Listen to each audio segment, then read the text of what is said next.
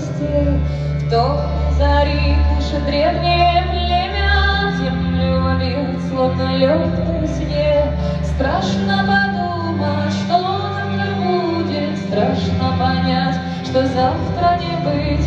Страшно подумать, что завтра будет, страшно понять, что завтра не быть.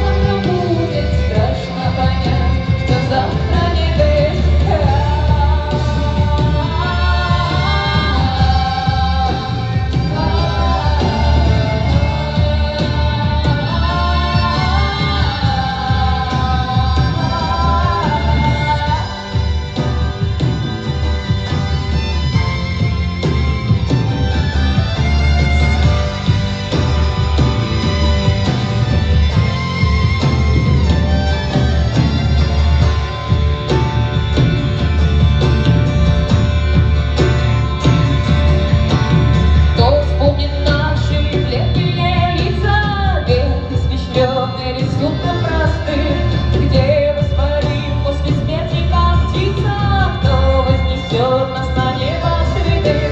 Страшно подумать, что завтра будет, страшно понять, что завтра не быть. Страшно подумать, что завтра будет, страшно понять, что завтра не быть. Страшно подумать, что завтра будет, страшно понять, что завтра не быть. Страшно подумать, что завтра будет, страшно понять, что завтра не быть. Страшно понять, что завтра не быть. Страшно понять, что завтра не